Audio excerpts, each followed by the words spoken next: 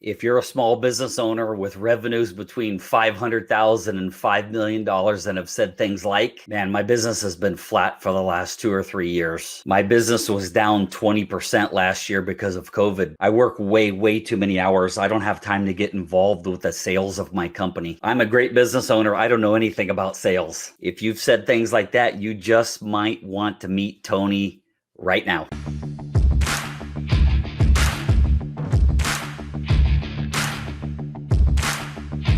Hey everybody, it's Rick Silva, referral coach with One Referral Away, and I'm here today with my friend Tony Carosa. I'm going to interview Tony. Tony's a master sales coach with Profit Minds LLC. Welcome, Tony. Thanks, Rick. Good to be here.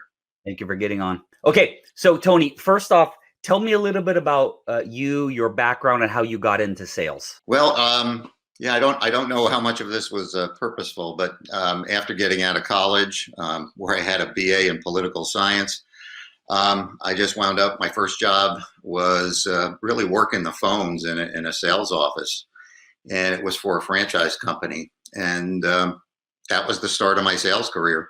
And from there, I went through a lot of different jobs, a lot of different companies. I wound up after a few years in high tech in the early 80s. And that's where I spent the bulk of my career, and working for a number of both public, private companies, startups, etc.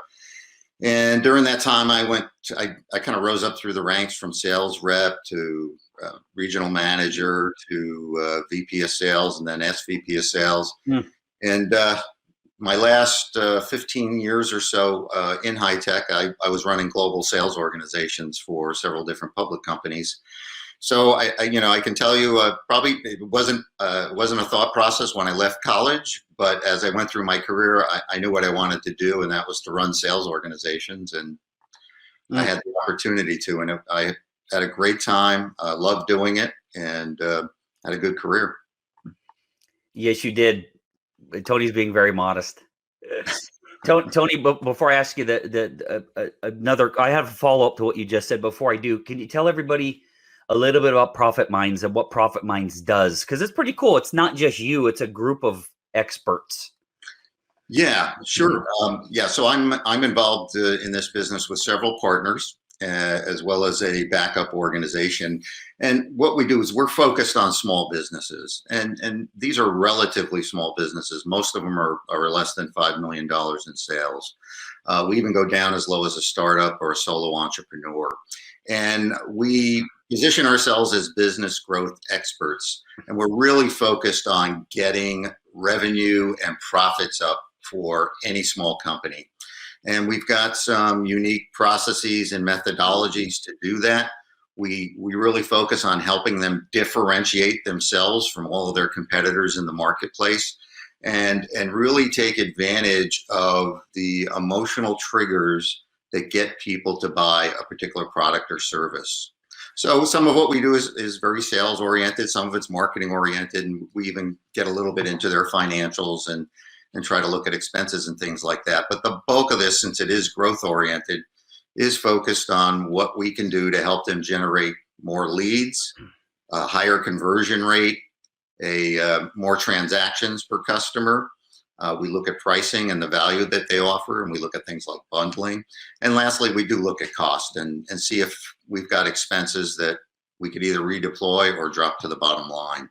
So it's real fulfilling working with a lot of entrepreneurs and in a variety of different businesses.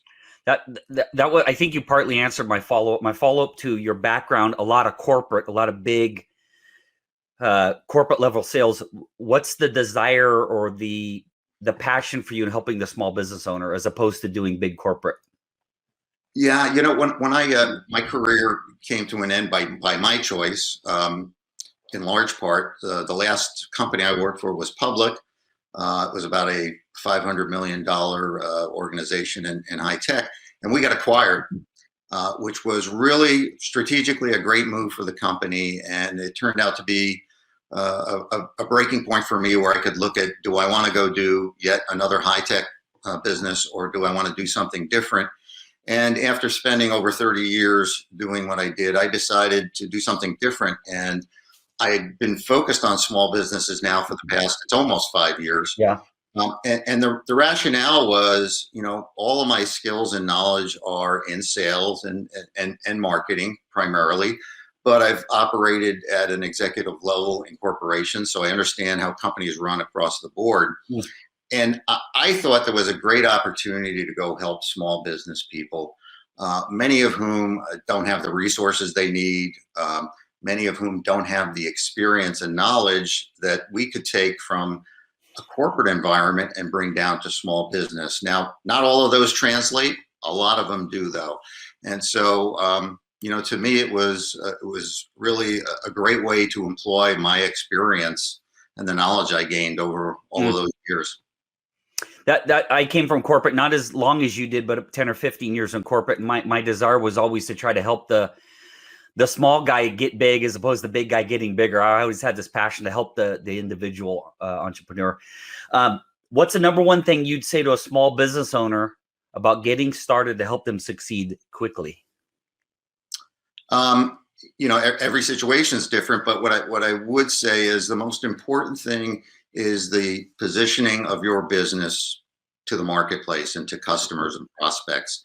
I mentioned earlier about differentiation. That is critically important, and we try to work with them right up front to develop that market dominating position that really gives them an edge over the competition.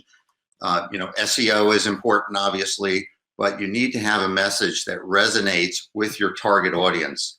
So it's really defining who your target audience is, and then crafting the messaging that you need to really connect with them. And as I said, and as we most of us know, a lot of purchasing and buying is done at an emotional level, and then afterwards we use some logic to rationalize it. And so it's really taking those things about differentiating the company and speaking directly to the needs, the wants, and the issues and problems that your prospective client and the target market's going to have.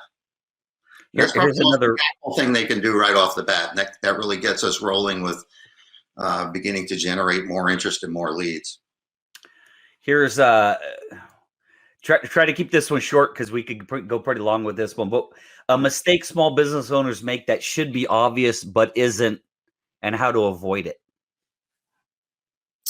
I would say that in many cases, they do not do a good job of developing a prospect list that they can nurture over time. When you look at who purchases a product today in terms of your overall market, it's a very small percentage who are ready to buy something today. And so if you only try to sell to that segment, well, guess what? You're going to continue to have a very small business. Whereas your complete universe of prospects that's out there, you want to be able to reach out to them and contact them and provide them with valuable information, get known to them so that you become the expert in your particular field and get recognized for that. So that when they do become an active buyer, you're the obvious choice. And I've seen too many small businesses not really rely on building that pipeline of opportunities. Yeah. That so resonates with me, Tony, because I talk to people with networking. People want to network, but they only want to network to find people who are ready to buy right now. What about planting seeds? Yeah. What if they're ready in 60 days? What if they want to buy in 3 years? Is it bad that you met them today? No, it gives you a longer. Like you said, sometimes the pipeline's a week, sometimes it's 3 or 4 years. But if we want to stay in business, we need to find. It doesn't always have to. I studied under a guy, and his thing was only look. Get on people and track them and chase them until they buy or die. And my whole thing is, if they're not ready to buy now, just sprinkle some fertilizer on. The plant will grow sooner or later. You're exactly right. And, with your expertise in networking, you obviously know that. A perfect example for me was I had coffee. This was several years ago. I reached out to somebody I had worked with a long time earlier in corporate. We probably hadn't seen each other in 10 years, but I figured, well, she's in a small business now. I'm going to give her a call. Had coffee with her, talked about what they're doing, talked about what I'm doing. That was the end of it. About a year later, I haven't heard from her since. About a year later, she gives me a call. She goes, you know what, Tony, I think we need you now. Yep. And it turned into a long-standing customer. I worked with them for over 14 months and helped them build out their sales organization and get their sales going. Yeah, you never know. I used to talk to Marcella. Just have coffee meetings. It doesn't matter when they buy, but if you keep planting those seeds, you turn around someday and you look back and there's a crop. Exactly. But it's meeting people with the singular focus of, are they ready to buy right now? Because if not, I don't want to talk to them. You can't build any relationships that way. Yeah. Exactly. Here's the next one. What's the biggest money waster most small business owners spend money on and they really shouldn't? Well, I hate to generalize this, but I think it falls into a little bit in terms of what we do. I see too many business owners who want to do some marketing or some campaigns, but they tend to do them as one-offs. So it's sort of like, okay, I haven't done anything in a while. I'm going to run a promotion, 10% off, which we don't always really promote doing discounts like that as a promotion. So they'll run these campaigns. I like to call them random acts of marketing. And because at the end of the day, they, in most cases, really don't get much of a return for that investment. Sometimes they don't even measure it, so they don't even know. And where we try to start with a small business owner is, let's take a step back and have a strategy here in terms of what we want to do, what the messaging needs to be, what's our route, what are the things we're going to do over time that build upon each other to go from leads to conversions, et cetera, et cetera. So I would say more often than not, it's spending money on programs that don't give them a return. Next one. What's a secret you could share that would put small business owners leaps and bounds ahead of the competition? Oh, you ask a lot of easy questions there, right? That's why we're here. Yeah, leaps. I really have to go back to the differentiation and this idea of a market dominating position. You've got to be able to relate to your prospects. What is special about you? If you take any business in any particular industry and you look at a website and then you look at 3 or 4 or 5 of the competitors, all those websites pretty much say the same thing. Been in the business a long time, great on service, great quality, and so websites are all a little bit different, but the content's basically the same. And we're really trying to turn that so that whatever, whether you call it a market dominating position, a unique selling proposition, whatever your value proposition is, but it's what makes you different and special, and why should people even consider doing business with you? And I think that's the key for us in terms of driving prospects, driving activity, and eventually sales. Boy, I look at all these and go, Tony's going to get mad at me if I'm beating him up too much. Because some of these take an hour to answer, and I understand that. I get asked questions all the time. I go, you got an hour? But here's the next one.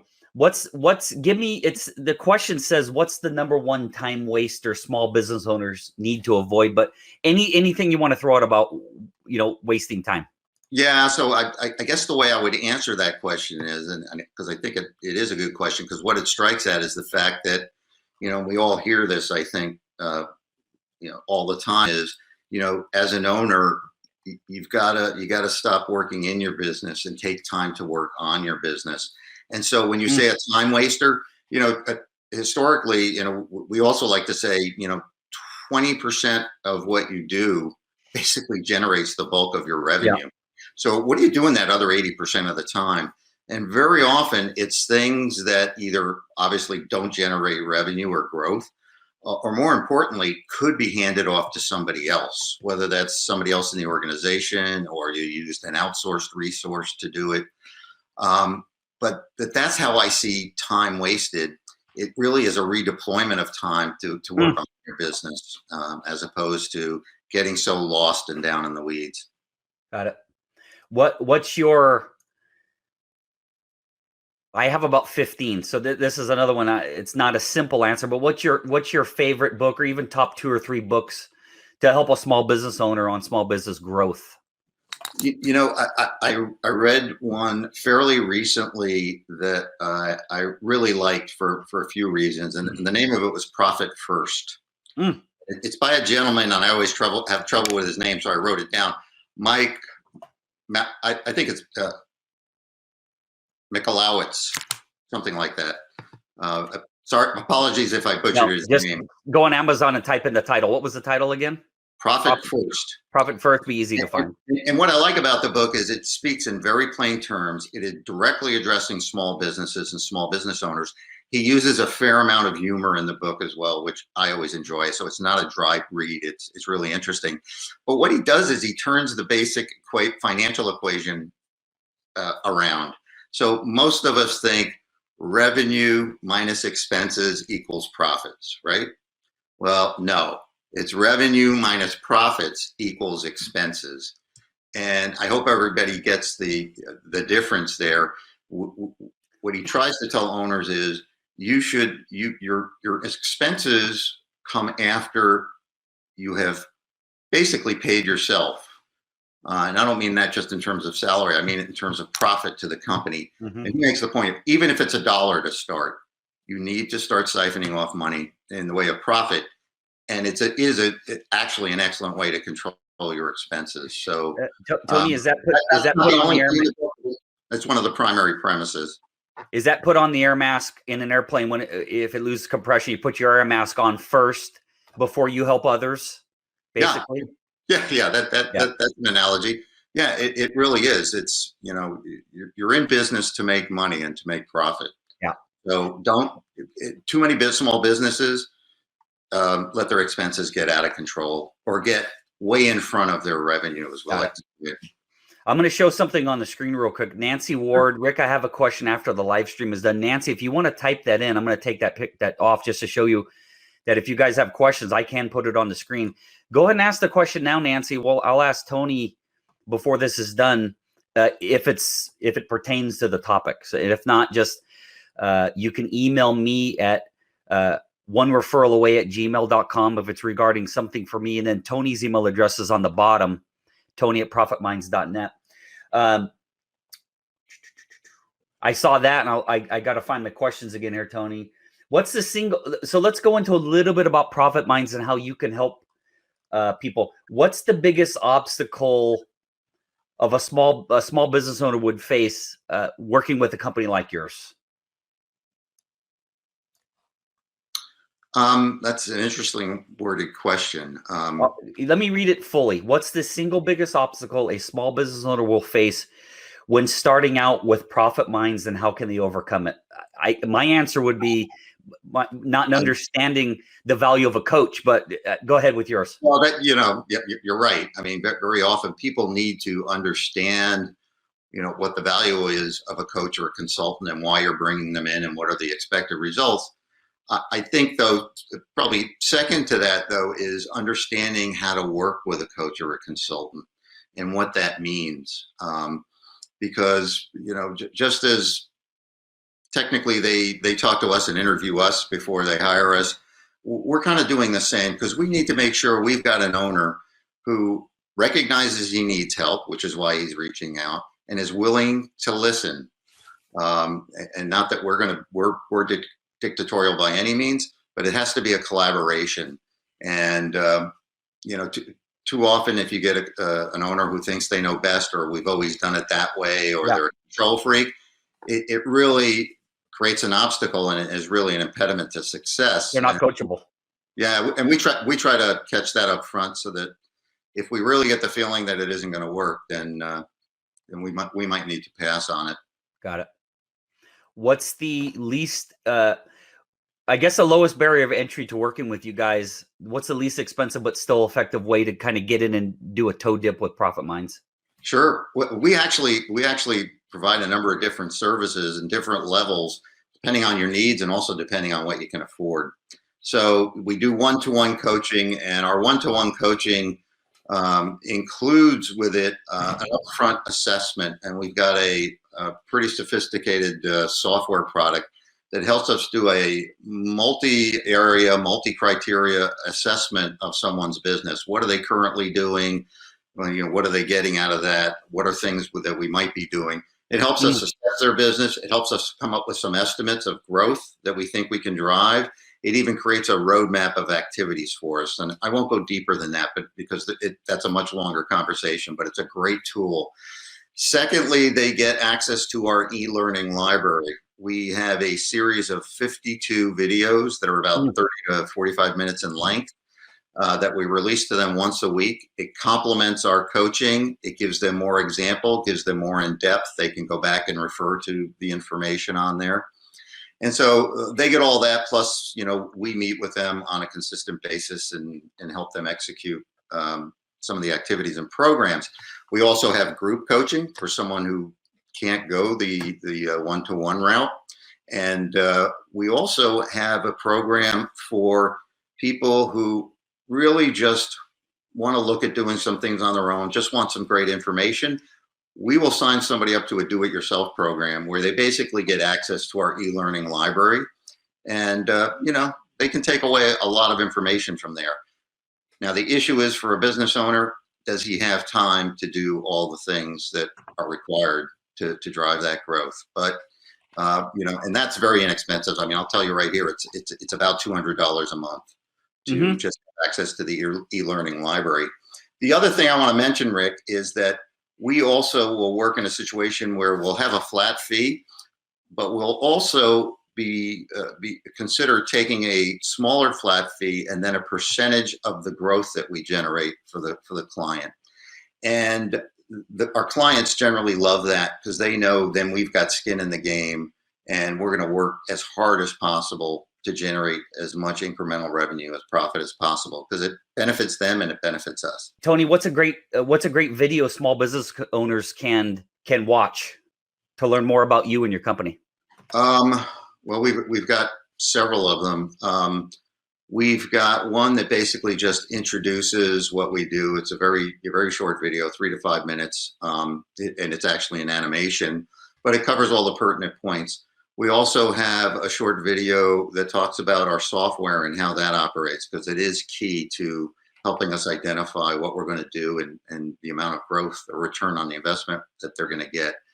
And third, we have one, it's a little bit longer. It's, I'd say it's probably about 45 minutes, but it's called Everything You Knew About Marketing is Wrong, which I think is a great way to put it. And so we're basically asking people to put aside, any of their preconceived notion. We take them through some ideas around things, marketing in terms of things they can do that they really probably haven't thought of before. And it's a little bit of taking things and turning them. And it's as I talked about earlier, getting inside the head of your customer, your prospect, etc. So where can they find that, Tony? They can find some of it on the website. Go ahead and give that. Excuse me? Go ahead and give the website. Yeah, the website is www.profitminds.net. So it's right there at your email address, Tony@profitminds.net. So the video's at profitminds.net. Is that where? And they all aren't there. So if anybody would like multiple videos or a particular one, feel free to email me. I'll send it off to you.